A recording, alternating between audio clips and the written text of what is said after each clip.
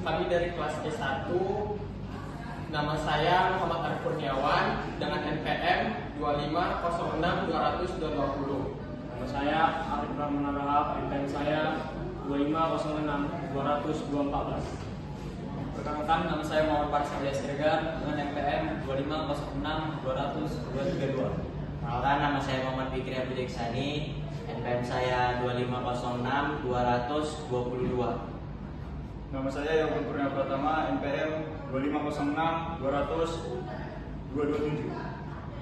Kami akan menampilkan video diskusi kami dengan judul hubungan antara manusia, masyarakat, dan kultural dengan dosen pengampu yaitu Bapak Dr. Tengku Erwin Sabana, SHMU, dengan makul pengantar ilmu hukum. Tadi yang pelajaran Pak Tengku itu tentang hubungan manusia, masyarakat sama hukum itu sebenarnya gimana ya? Menurut aku ya, hubungan antara manusia, masyarakat sama hukum itu saling berkaitan loh. Kayak inilah contohnya. Manusia itu kayak itu kan manusia itu adalah makhluk sosial kan? Selalu berinteraksi. Nah, dari interaksi inilah terbentuk masyarakat. Masyarakat tanpa hukum itu pasti perilakunya bakal semena-mena sih. Jadi hubungan antara manusia, masyarakat sama hukum itu kaitannya itu erat kali gitu. Itu sih menurutku. Mana kalau menurut kalian? Saya setuju, karena hukum itu berperan penting.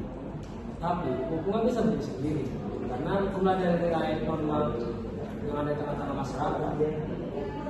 Karena itu harus dukung kesepakatan sosial sih.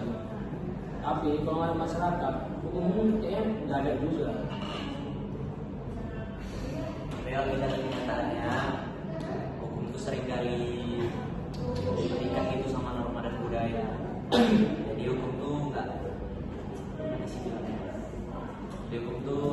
nggak tertulis tuh lebih sering membuat kekacauan gitu.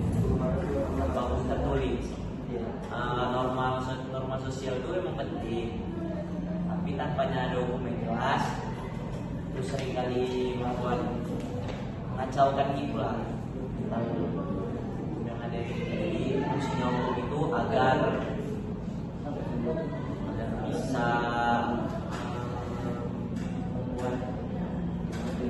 Agar bisa mengatur lah ya, mengatur kehidupan sosial kita ya. Kayak larangan-larangan itu biar ada sehingga menimbulkan ya harus dipatuhi.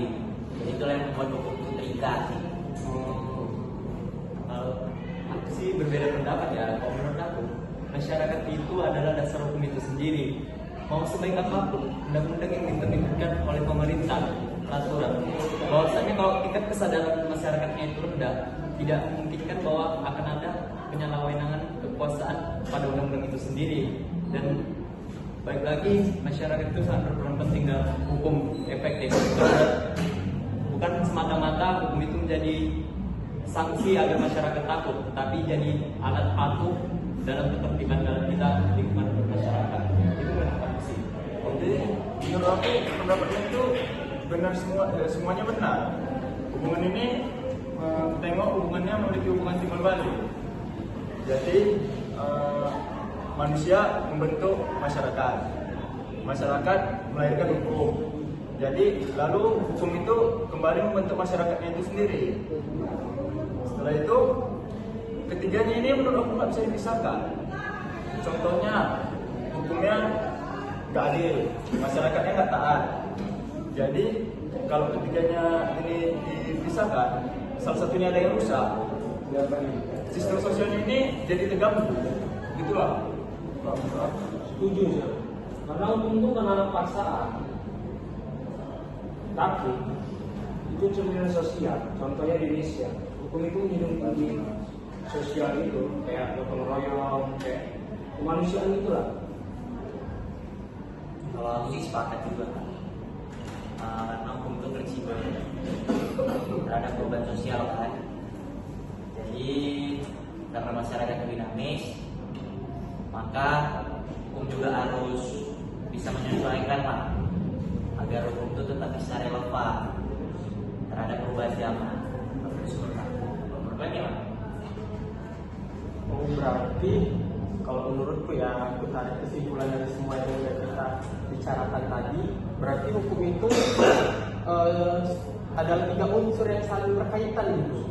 Jadi tanpa hukum, masyarakat itu akan semena-mena gitu kan. Jadi hukum itu benar-benar harus kita harus terikat dari diri kita sendiri dan harus bisa menjadi budaya di hukum itu sendiri. Itu sih menurutku kalau kesimpulannya. Sekian dari kami. Assalamualaikum warahmatullahi wabarakatuh.